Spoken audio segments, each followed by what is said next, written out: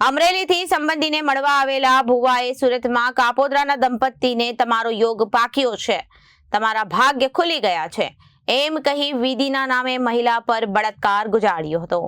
આ મામલે પરિણીતાએ ભુવા વિરુદ્ધ કાપોદ્રા પોલીસ મથકમાં ફરિયાદ નોંધાવી હતી। જો કે પોલીસે હવસખોર ભુવાને પકડી કાયદેસરની કાર્યવાહી હાથ ધરી છે। પોલીસ સૂત્રો દ્વારા મળતી માહિતી અનુસાર કાપોદ્રા વિસ્તારમાં રહેતી 42 વર્ષીય પરિણીતા ઘરકામ કરીને પરિવારને મદદરૂપ થાય છે।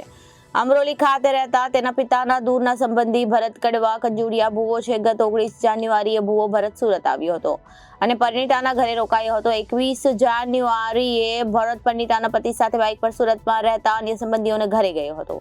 રાત્રે પરત આવી વખતે ભુવા ભરતે તેમની પાસે કુલ અને વિધિ માટે કેટલાક સામાન લેવડાવ્યો હતો।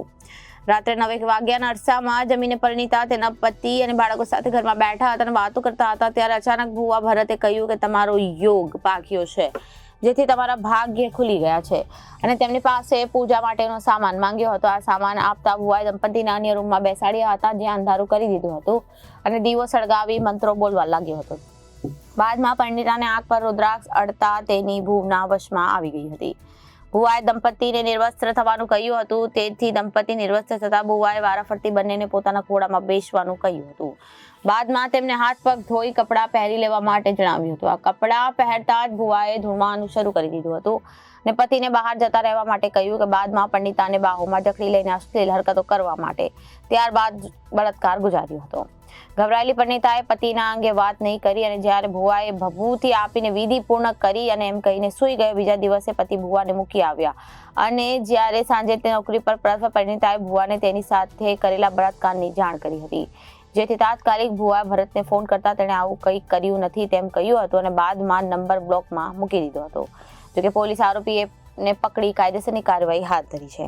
મારું નામ ભરતભાઈ કડવાભાઈ કુંજડિયા, ગામ નવા ચરખા, પરેશભાઈ સિમરનવાળા છે, એ મારા મામાનો દીકરો છે। એણે મને નહોતું કીધું વિધિ કરવાનું, મેં વિધિ કરી હતી તાંત્રિક જે કાંઈ હતું તે, એની હું માફી માગું છું અને હું રણોજાવાળાના સાથે એની સાક્ષીએ હું માફી માગું છું। એનો કોઈ ગુનો નહોતો, આ લખાણ મેં કરી દીધું છે। હું કોઈના દબાણથી નથી કર્યું, રાજી ખુશીથી મેં લખાણ કર્યું છે। જે છે તે હા, આજથી આ બધું હું બંધ કરું છું, માફી માગું છું।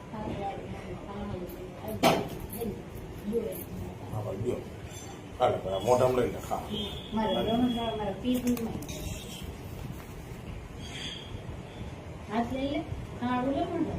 મોઢામાં લઈ લે ભાઈ।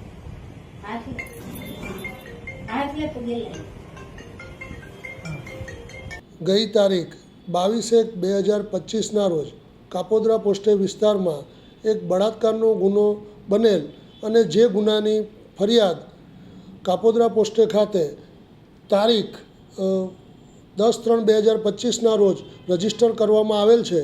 જે ગુનાના કામે હકીકત એવી છે કે આ કામના ભોગ બનનાર અને ફરિયાદી અને આ કામના આરોપી, જેઓનું નામ ભરતભાઈ કડવાભાઈ કુંજડિયા, રહેવાસી સરખા, તાલુકો ધારી, જિલ્લે અમરેલીનાઓ, જેઓ મામા ફોઈના સગા થતા હોય અને ઉપરોક્ત આરોપી ભુવા તરીકેનું કામ કરતા હોય, તેઓએ ધાર્મિક વિધિ કરવાના બાને ભોગ બનનારને રૂમમાં એકલા રાખી તેઓની સાથે બળજબરી કરી અને તેઓની સાથે દુષ્કર્મ આચરેલ હોય, જે અનુસંધાને કાપોદ્રા પોલીસ સ્ટેશન ખાતે ગુનો રજીસ્ટર કરવામાં આવેલ અને આ ગુનાની તપાસ point Shri MB અવસુરા Kapodra police સ્ટેશનનાઓ કરી રહેલ છે।